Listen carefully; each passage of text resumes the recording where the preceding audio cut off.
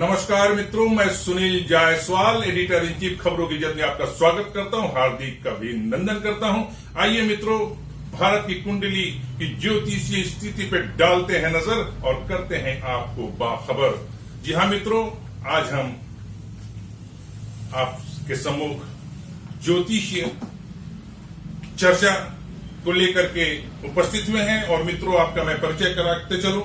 ये हमारे साथ हैं ज्योतिष महाचार्य डॉक्टर महेंद्र ठाकुर जी। और आज का जो चर्चा का विषय है, आज का जो एपिसोड है, इसका पूरे का पूरा ज्योतिषीय घूर्णन जो है, ये हमारे सूर्य और मंडल के हम बिल्कुल नक्षत्र की तरह इनके इर्द गिर्द मंडराने वाले हैं। और इसी सोलर सिस्टम में कई सारे सवालों के हम प्रिडिक्शन लेंगे ठाकुर साहब से। और हमारे साथ हैं मित्रों महावीर इंटरकॉन्टिनेंटल सर्विस ऑर्गेनाइजेशन के अंतर्राष्ट्रीय महासचिव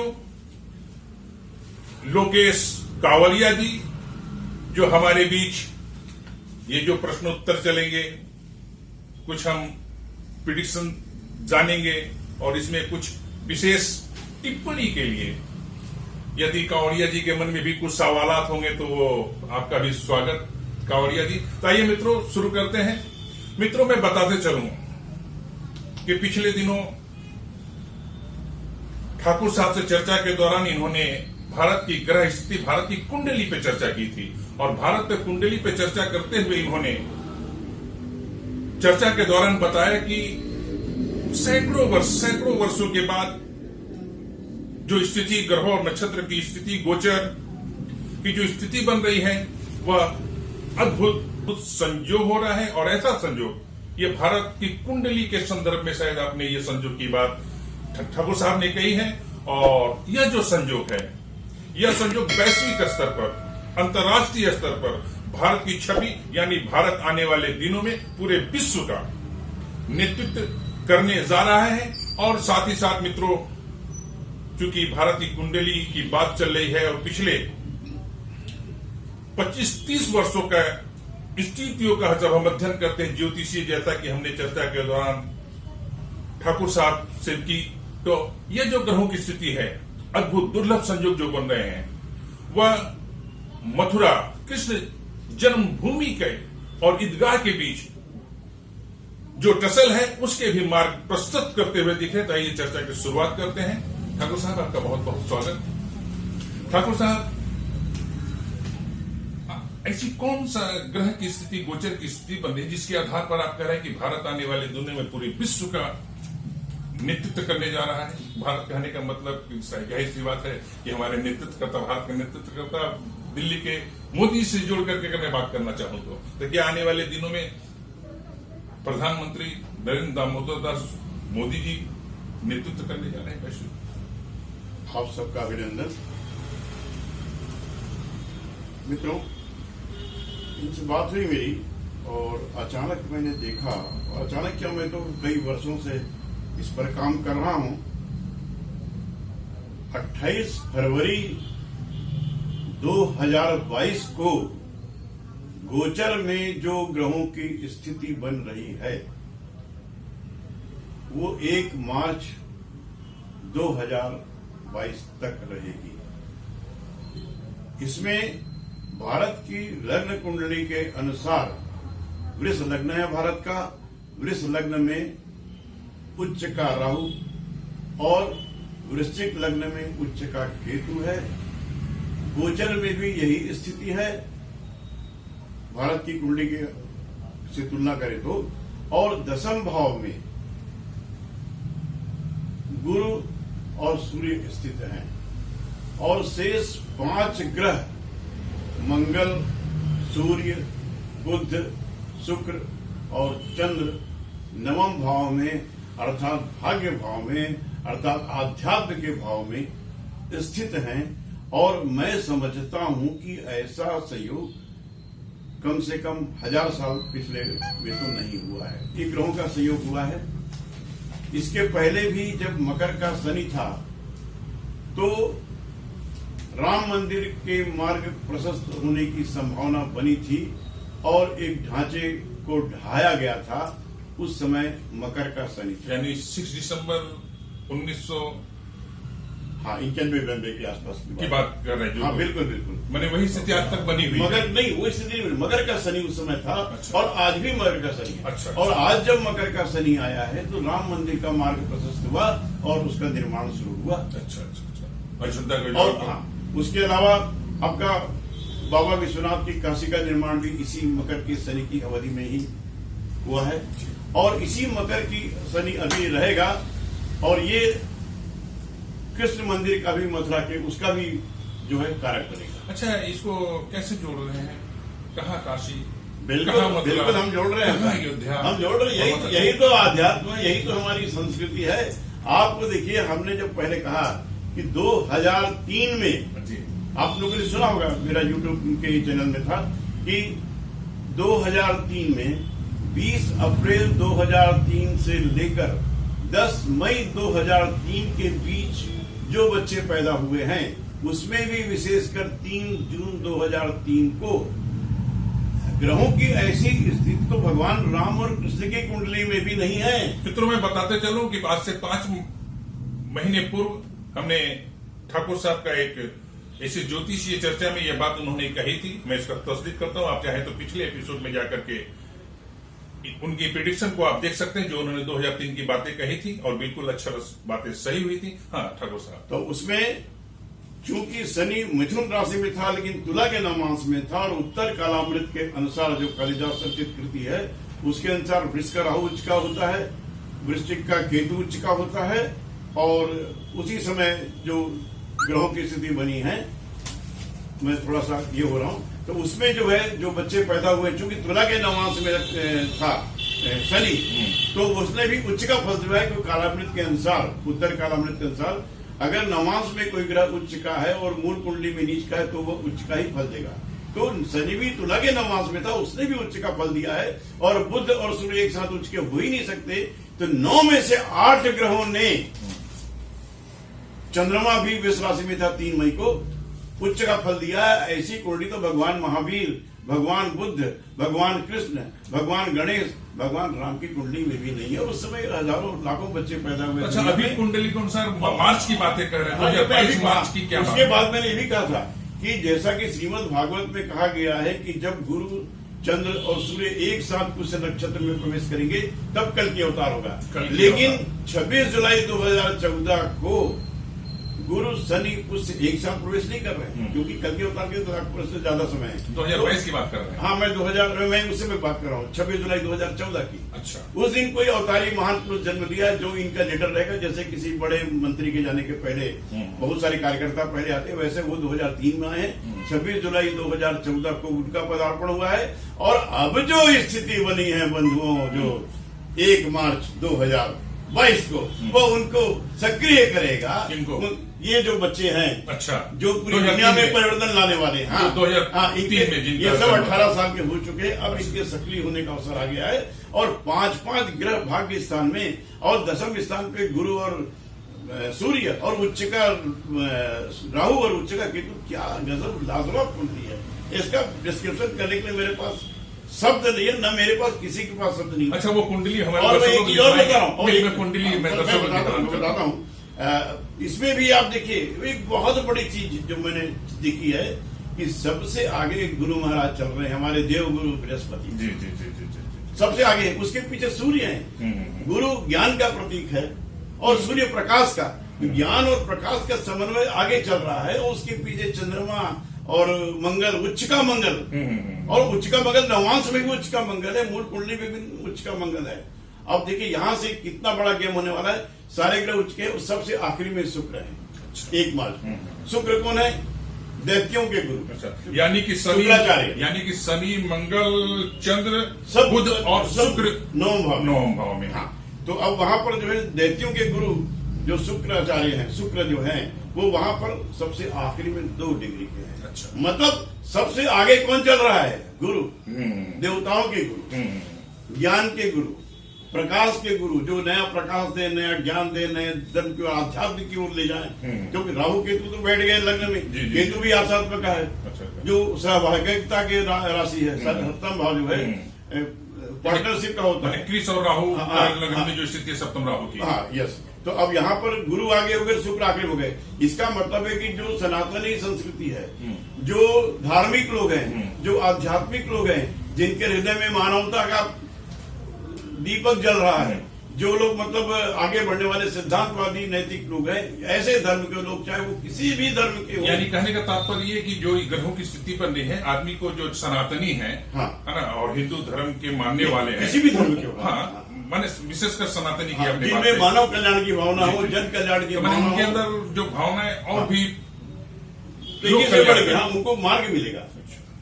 तो ये मार्ग हमारे कृष्ण जन्मभूमि की ओर, उनके मार्ग को कैसे प्रस्तुत करता जा रहा है? ये लोग जब आएंगे तो जो अहिंसा की सभ्यता है, मानवता की सभ्यता है, संस्कृति है, उत्थान की सभ्यता है, जन कल्याण की बात है, सर्व वैष्णव कुटुंबम की जो बात है, जी। ऐसे विचारधारा के जो भी धर्म है, वो सबके, चाहे विश्व के किसी भी कोने में हो, वो सब बहुत तेजी से आगे बढ़ेंगे। और जिन धर्म में हिंसा है, जिनमें मानवता नहीं है, जिनमें कोई बुद्धि नहीं है, जिनमें कोई ज्ञान नहीं है, जिनके पास कोई विवेक नहीं है, ऐसा धर्म सबसे पीछे रहेगा। मतलब ऐसी सनातनी संस्कृति हमारे भारत की हजारों साल से, तो निश्चित रूप से भारत आगे बढ़ेगा और विश्व गुरु की ओर बढ़ेगा। और मैंने पहले भी कहा था कि 2019-20 से शुरुआत होगी। ये मैंने बांग्लादेश में 2011 में कहा था, जहां मुझे लाइफ टाइम अचीवमेंट अवार्ड मिला था। वहां मैंने कहा था कि इससे वैसे देश का उत्थान शुरू होगा, एक नया युग परिवर्तन होगा, और उस युग परिवर्तन की ये तारीख बहुत तेजी के साथ बढ़ेगी 1 मार्च 2022 के बाद। ये मेरा कहना है बंधु। हमारे साथ और इसमें एक प्रमाण और दे रहा हूं, थोड़ी सी मैं आपको इंटरप्ट एक चीज फिर सवाल मेरा फ्लो टूट जाएगा। एक चीज मैंने कोरोना के बारे में कहा था, कोरोना 5 जुलाई तक नियंत्रण में आ जाएगा, नियंत्रण में आया। फिर मैंने कहा था कि कोरोना जो है, मैं नहीं जानता कि कोरोना हो कि कुछ हो, लेकिन फरवरी 2022 तक अत्यंत अशांत भयावह स्थिति रहेगी। और मित्रों को दिख रही है, अनेक ज्योतिषी बोल रहे हैं कि ये बड़े बड़े ज्योतिषी कह रहे हैं कि कोरोना जो है मई तक जाएगा। मेरा दावा है बंधुओं, 28 फरवरी को जब मंगल शनि की राशि में उच्च का होकर आएगा, उस शनि को दबाएगा और 1 मार्च को 2 डिग्री हो जाएगा। 4-5 दिन बाद वो बहुत तेजी से शनि को दबाएगा और 8-10 मार्च के आसपास कोरोना बहुत तेजी से खत्म होना शुरू होगा। उसके बाद कोरोना का सिर्फ नाम रह जाएगा, क्योंकि कोरोना एक बीमारी नहीं, एक अंतर्राष्ट्रीय षड्यंत्र है, इसलिए वो खत्म नहीं हो सकता, लेकिन वो चलता रहेगा। लेकिन उसकी भयावहता पूरी तरह से अप्रैल तक तो पूरी तरह से समाप्त, मैं समझता हूँ मार्च में ही बहुत तेजी समाप्त हो जाएगी। अब मैं जानना चाहूंगा, कंवरिया साहब अपनी सवाल रखें, क्योंकि हमारे बीच में, उससे पहले मैं उनके लिए एक रास्ता, एक मार्ग बना दे रहा हूँ जहां से वो प्रवेश करेंगे। कंवरिया साहब, ठाकुर साहब, मैं जानना चाहता हूँ आपने जो भारतीय कुंडली बनाई, और कुंडली में आपने जो ग्रहों की स्थिति, संयोग, अद्भुत संयोग की बात कही, उसमें साथ ही साथ कहा कि आने वाले दिनों में जो संयोग है, ग्रहों का जो गोचर है, युति है, जो भी संयोग बन रहे हैं, वो भारत को लीडरशिप की ओर लेके जाएगा। तो अभी लीडरशिप की जब बात चली, तो हम जानना चाहते हैं और हमारे दर्शक भी जानना चाहेंगे कि अभी भारत के संदर्भ में बात करें और दुश्मन देश की बात करें, तो प्रथम पंक्ति में हमें चीन दिख रहा है, और मौजूदा परिस्थिति में पाकिस्तान की तो औकात की बात ही क्या करें, तो अभी हमें चीन दिख रहा है। और चीन से चूंकि पहले से ताइवान, जापान, इंडोनेशिया, मलेशिया आदि देश त्रस्त है, तो क्या वो तमाम देशों को जो चाइना से त्रस्त है, 14 राष्ट्र त्रस्त है, 18 देशों की सीमाएं लगती है, 14 राष्ट्र बहुत तबाह है। तो क्या भारत, आपकी ये जो कुंडली है, उसके भारत क्या लीडरशिप देगा चाइना के? बहुत अच्छा प्रश्न किया आपने। ये प्रश्न मेरे दिमाग में नहीं था, लेकिन आपने पूछा, इसका जवाब भी मैं तत्काल दे रहा हूं आपको कि मैंने क्या कहा, जो हिंसा धर्म है, नहीं, धर्म जो देश की बात कर रहा हूं, ये भी तो देश नहीं, चाइना से नेतृत्व कहे कि चाइना अभी सीमा का टसल चल रहा है, लेकिन सीमा का है, उसे धर्म से चाइना से छोड़ दीजिए, सोच को लीजिए। नहीं, हम चाहेंगे कि वो स्थिति आपकी ग्रह कुंडली जो है, हम सोच नेतृत्व की बात, ये जो सोच है, ये सोच विध्वंसक सोच है, ये मानवता के खिलाफ है, जन कल्याण के खिलाफ है, अतिक्रमण कर रहे हैं। तो इनका तो पूरा पतन होना निश्चित है। और जब भारत आगे बढ़ेगा तो चीन कौन सी औकात है भैया चीन की? ये तो हम लोगों ने उनको बढ़ा दिया था, चीनी ऐसा है, आपको उनका आइटम देखो फुस है, उनके फाइटर जेट फुस हैं सब, उनके तो यानी कि भारत और उनकी चाइना आंखें के भी देश बहुत छोटी हैं और चीनी जी कैपिटल रहती है उनका तो नहीं, विधि का तो- जेनेटिक दिक्कत है। नहीं, हम अपने ये पे कर रहे हैं। ये सब और गारंटी है भैया, कुंडली जो है। ठाकुर साहब आपसे संभवतः वो चर्चा के दौरान उन्होंने कहा था कि उन्हें ठाकुर साहब संभवतः यूपी इलेक्शन से लेकर कुछ इनका प्रोडिक्शन लेना चाह रहे थे। ठाकुर साहब, मैं चाहूंगा कि अब जैसे 5 प्रदेशों के चुनाव की डेट डिक्लेयर हो गई है और 10 मार्च को रिजल्ट भी आ जाएंगे, साम दाम दंड भेद केसरी कर करके।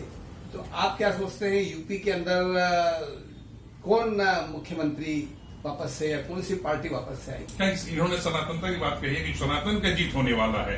तो अभी जो सरकार है, अगर आप चूंकि पार्टी से जुड़े हुए हैं और बस्तर के प्रभारी भी आप हैं और प्रदेश भाजपा में भी आप एक अच्छे पद पे हैं, तो आपके सवाल को मैं पूरे करते हुए, यानी कि वो भाजपा से और जाहिर सी बात है, और सनातन की बात कही है तो भाजपा और सनातन और यूपीएस एकाकार है। तो उनका सवाल यही है कि आप सनातन की बात, सनातन आगे बढ़ेगा तो वहां पर सनातन मुख्यमंत्री भी है।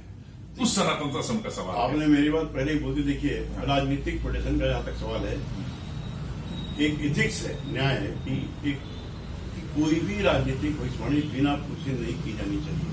अभी तक मुझसे किसी ने ये प्रश्न नहीं पूछा है और इसके लिए मुझे उत्तर प्रदेश की कुंडली देखनी पड़ेगी, योगी आदित्यनाथ की कुंडली देखनी पड़ेगी, समाजवादी पार्टी की कुंडली देखनी पड़ेगी, आप पार्टी की कुंडली देखनी पड़ेगी। मैंने जो सबकी कुंडली कब जन्म हुआ, किस समय जन्म हुआ, उनकी क्या दशा है, क्या ग्रहों की स्थिति है, आज के हिसाब से क्या है, उसको देखने के बाद ही कुछ कहा जा सकता है। अब आपने कहा है तो मैं इस पर आगे बात काम करूंगा। लेकिन जहां तक मेरा जो अभी का जो प्रोडिक्शन मैंने जो दिया, ये तो सीधे सनातन संस्कृति से सीधे और न्याय और सिद्धांत, ये तो सब अपने पास ही है।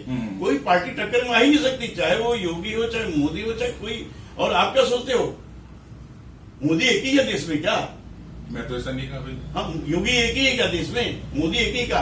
ऐसे लोगों की लाइन लगी है भैया, एक से लोग आएंगे। मोदी को कौन जानता था आज से 7 साल पहले, एक गुजरात के मुख्यमंत्री का? योगी को कौन जानता था? सही कहा। लेकिन ये लोग सामने आए, मौका पड़ा। ओम बिरला को देखिए, वो भी कोई कम नहीं है। आप देखिए, सुमित्रा महाजन गई तो आपके ओम बिरला है, डोभाल साहब हैं।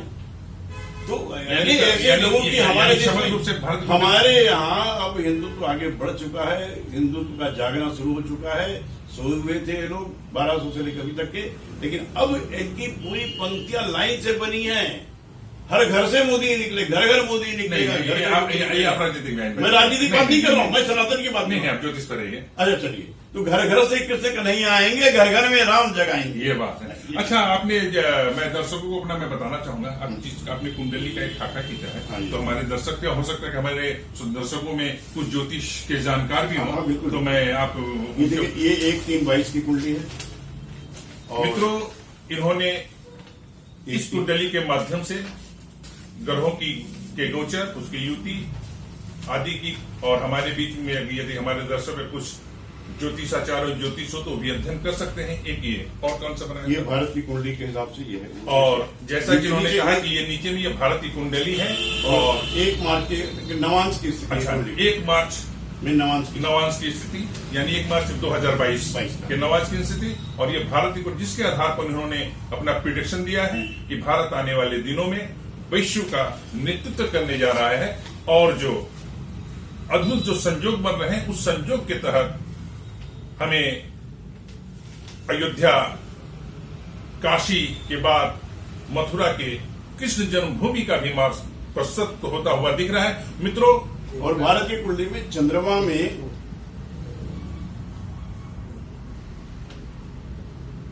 चंद्र में, सूर्य में बुध का प्रत्यंतर चल रहा है। भारत की कुंडली में तीनों ही कारक ग्रह हैं और बहुत पावरफुल और शुभ ग्रह हैं। इसके भी जो है सूर्य का तेज, बुध की बुद्धि और चंद्रमा की तीव्रता, इस सारे का कॉम्बिनेशन भी भारत की कुंडली में चल रहा है, जो योग कारक है। भारत को 3rd हाउस में चंद्रमा बहुत सारे ग्रहों के साथ है, तो ये बहुत योग कारक। कुछ कौरिया जी आपसे कुछ विशेष? ठाकुर साहब, मैं आपसे आपके बारे में मैं जानता हूँ कि आपने कई प्रोडिक्शन दिए जो कि 100% सही बैठे हैं। 100% ईश्वर की बात, मेरा अनुरोध नहीं है। और इसमें मैं कई भी जो विधानसभा का चुनाव लड़ रहे थे उनके लिए भी बात किया था, तो इन्होंने जिन जिन का कहा वो बराबर पूरी तरह से उनको टिकट भी मिला, वो जीते भी। तो ऐसा, तो मैं एक अभी आपने जो विश्व गुरु की बात कही कि भारत विश्व गुरु बनने जा रहा है, करने जा रहा है, तो ऐसी स्थिति के अंदर जहां हमारे देश के अंदर भी कुछ लोग ऐसे हैं जो दुनिया के अंदर भारत की छवि को खराब करने में लगे हुए हैं, तो क्या उनका प्रभाव होगा क्या? उनका क्या स्थिति रहेगी कि एक तरफ तो हम विश्व गुरु की या विश्व को नेतृत्व करने जा रहे हैं, दूसरा हमारे देश के ही लोग रोजाना हमारी जो है टांग खिंचाई कर रहे हैं और देश की छवि को बिगाड़ रहे हैं। तो क्या ऐसी स्थिति के अंदर क्या बनेगा? आप देखिए, आप याद कीजिए चंद्रगुप्त मौर्य को किसने सम्राट बनाया? चाणक्य ने अकेले अपने दम पे बुद्धि बल से बनाया और धनानंद जैसे आदरदायी सम्राट का अंत किया। तो एक आदमी इतनी बड़ी सेना, इतने बड़े सम्राट, इतने बड़ी कुरुराजा पर विजय प्राप्त करने में सफल रहा। अभी तो ऐसे हजारों लोग हमारे बीच आ चुके हैं, इनका कोई, ये तो सब मेंढक है, बरसाती मेंढक, और ये चिल्लाने वाले हैं, इनको कोई सोच नहीं है, न बुद्धि है। मैं आगे नहीं बोल जनाब, बरसाती मेंढक एक ने तो 70 साल तक शासन किया साहब, बरसाती मेंढक कैसे कर रहे हैं? आज भी वो बड़ी पार्टी है। अरे अब उसके बारे में नहीं बोलना नहीं, आपने बरसाती मेंढक की बात की। अगर बोलूंगा आपको पोलिटिकल कांग्रेस नहीं, मैं पार्टी का नाम नहीं लिया, मैं एक ने कहा। हाँ, एक उसमें से ऐसे बहुत लोग आते। एक कांग्रेस, चलिए, बहुत बहुत धन्यवाद। एक समय बड़ी सिद्धांतवादी आदर्श पार्टी के रूप में जानी जाती थी। एक से स्वतंत्र संग्राम सेनानी थे मेरे पिता, कांग्रेस में रहे, स्वतंत्र संग्राम सेनानी थे वो, ऐसी कोई बात नहीं है। लेकिन अब उनका कल की कांग्रेस की कांग्रेस आज की कांग्रेस, अब सोच बदल चुकी है, बदल चुका है, सोच बदल चुकी है पार्टी की। लेकिन अब देश पिसार आगे किस दिले, अब भगवान राम, भगवान कृष्ण। बहुत बहुत धन्यवाद मित्रों। इसी के साथ आज के लिए बस इतना। गौड़िया साहब आपको भी बहुत बहुत धन्यवाद, ठाकुर साहब को बहुत बहुत धन्यवाद। मित्रों, अगले एपिसोड में हम यूपी के चुनाव को लेकर के जो स्थिति बन रही है, और ठाकुर साहब ने जो वचन दे चुके हैं कि उस पर वो अध्ययन करेंगे, और संभवतः अगला जो एपिसोड होगा यूपी इलेक्शन को लेकर के ठाकुर साहब का प्रिडिक्शन होगा। आप मुझे सबका, लेकिन डेट ऑफ बर्थ और टाइम प्लेस वो सबका लगेगा। वो आप ज्योतिषाचार्य हैं, वो महाचार्य हैं, आप व्यवस्था कर ही लेंगे, वैसा मेरा मानना, मेरे चैनल का मानना है। बहुत बहुत धन्यवाद।